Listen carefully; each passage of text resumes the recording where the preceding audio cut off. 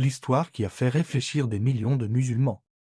Je m'appelle Mohamed. Un jour, j'ai pris l'avion et je suis parti aux États-Unis. J'étais un homme sportif et charmant, mais une personne qui était loin d'Allah. Quand l'avion a commencé à décoller en direction des États-Unis, je rêvais déjà de toutes les boissons que j'allais boire, de toutes les femmes que j'allais prendre dans mes bras. Pendant toute la durée du voyage, je programmais mes vacances, ne m'imaginant pas que celui qui m'a donné la vie, la force et la jeunesse pouvait me le retirer à n'importe quel moment. Je suis arrivé à destination des États-Unis. J'ai loué un appartement dans lequel j'ai mis toutes mes affaires. Et là, ont commencé mes vacances. Je veillais toute la nuit, puis je m'endormais du matin jusqu'au soir. À plusieurs reprises, mes oreilles ont délaissé l'appel de la prière. J'ai dépensé beaucoup d'argent, j'ai bu plusieurs fois jusqu'au point où je ne savais plus ce qui se passait autour de moi. Je menais une vie identique à celle des animaux. Ma vie a pris ce rythme jusqu'au jour où je partis en soirée là-bas. J'ai vu plein de belles femmes, puis j'ai demandé un verre. Puis j'ai commencé à boire et je donnais même des pots de vin. Je savais que l'alcool était haram, mais mes passions m'ont fait tout oublier. De loin, une des femmes me regarda d'un regard sensuel et doux. Elle s'approchait de moi, me tendit sa main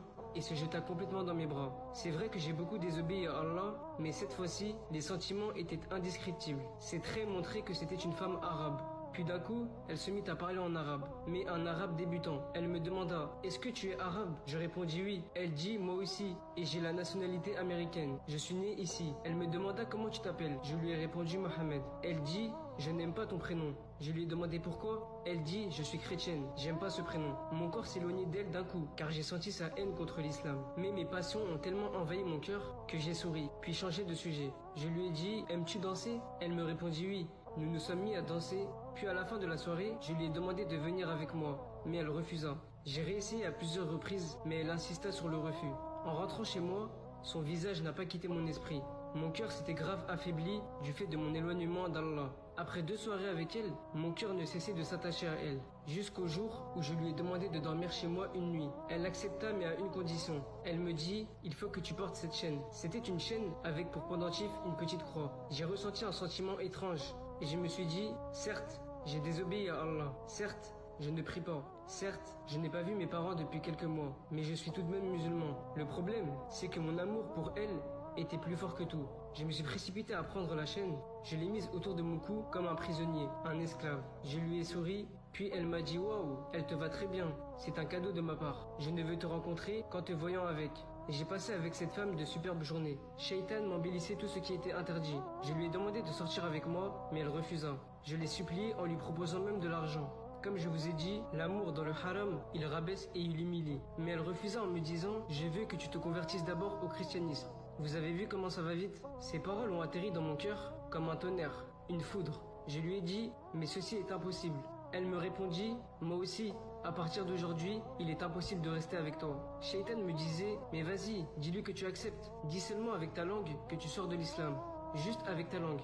T'as rien à perdre. Malheureusement, aujourd'hui, beaucoup de nos frères et sœurs ont lâché la religion pour une femme ou pour un homme. Le lendemain, elle va me voir avec une tenue très attirante. Elle approcha son visage du mien et me dit: tu as le cœur dur, tu ne ressens pas l'amour. Je n'ai pas pu résister à ses paroles et lui dis ainsi: qu'est-ce qui a fait que je m'attache à toi de cette manière? Elle lui dit: eh bien, qu'est-ce qui t'empêche de devenir chrétien? Je n'accepterai de me marier avec toi que si tu le deviens. Là, j'ai tout oublié. Et j'ai oublié même que je m'appelais Mohamed, comme le prophète alayhi salatu wassalam. J'ai oublié mon père qui me réveillait pour prier le fajr quand j'étais en primaire. J'ai oublié ma mère qui ne cessait de demander à Allah de me guider quand elle me voyait rentrer tard chez moi.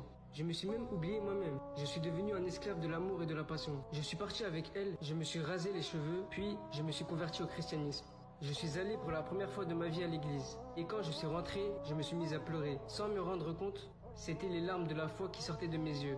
Après toutes ces années de ma vie, je deviens chrétien. Oh Allah, quel sera mon châtiment? Sera-t-il le feu? Où est la crainte de mon Seigneur? Où est donc ma pudeur? Où est mon attachement à la religion? Tout ça a disparu à cause d'une fille. Après ça, je suis rentré chez moi en vitesse et j'ai abandonné cette fille. J'ai touché ma tête qui n'avait plus de cheveux et je me suis dit: qu'est-ce que tu fais? Qu'est-ce que tu fais, Mohamed? Tu as délaissé la religion. J'ai énormément pleuré, j'ai fermé la porte de chez moi et je me suis retrouvé dans une plage de larmes, un océan de larmes. Shaitan me disait: il n'y a plus moyen de retourner en arrière. Tu es maintenant chrétien. Je me suis souvenu de mon grand-père quand il faisait l'Aden, l'appel à la prière. Je me suis souvenu de mon Coran qui était dans ma chambre, d'un ami à moi qui était pieux et qui me disait: Mohamed, fais gaffe à la mauvaise femme. Je me suis mis à crier en disant: non, non, oh Allah, ne prends pas mon âme maintenant. je vais retourner à l'islam. Je retourne vers toi, vers le Coran. Je suis allé en vitesse dans la salle de bain, j'ai jeté la chaîne avec les pendentifs, je me suis purifié et fait mes grandes ablutions, puis j'en suis sorti en ressentant que je n'avais plus aucun péché. J'ai prononcé la shahada, l'attestation de foi. J'ai senti après avoir dit ces paroles que j'étais l'homme le plus heureux du monde. La joie, elle est dans l'islam. La joie n'est pas dans le haram. Elle n'est pas dans la mécréance. La joie, elle est dans le chemin d'Allah.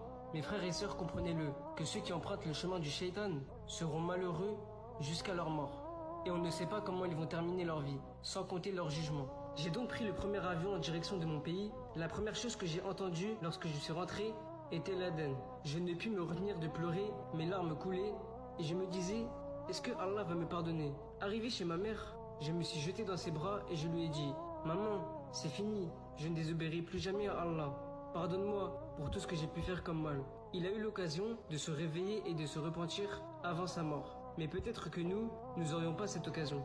Je lui ai donc dit, pardonne-moi mon éloignement de la maison. Elle me serra fort dans ses bras et me dit, mon fils, retourne vers Allah. Il sera heureux de ton retour, car il est miséricordieux. Les jours passaient et Mohammed se déplaçait de mosquée en mosquée, de plaisir en plaisir. C'est ça le plaisir et le paradis du croyant. C'est d'être dans la maison d'Allah, d'écouter les paroles d'Allah et du prophète alayhi salatu wassalam. À chaque fois qu'il se souvenait de son séjour, ses larmes se mettaient à couler. Et ça, mes frères et sœurs, c'est le vrai regret du repentir. Quand sa mère passait devant sa chambre la nuit, elle l'entendait pleurer et invoquer Allah. Et quand c'était le matin, elle l'entendait lire le Coran et demander pardon à Allah. Un jour, sa mère entra dans sa chambre pour le réveiller pour Salat al-Fajr. Elle sentit une odeur très agréable, qu'elle n'avait jamais sentie auparavant. Elle le chercha dans son lit, mais ne l'a pas trouvé. Elle le trouva prosterné sur un tapis de prière, près de son lit en train de prier. Elle patienta quelques instants, le temps qu'il finisse, puis se mit à l'appeler « Mohammed », mais il ne répondait pas. Elle s'approcha de lui, le toucha, et c'est alors là qu'il tomba sur le côté. Elle ne put supporter et se demanda « Est-ce que mon fils est mort prosterné ?» Elle n'en croyait pas ses yeux. Elle sortit de la chambre en pleurant. Elle dit « Les enfants, eh oh, venez vite, venez voir votre frère Mohammed. » Ils s'approchèrent et le bougèrent, et ils dirent « Maman, notre frère Mohammed est mort.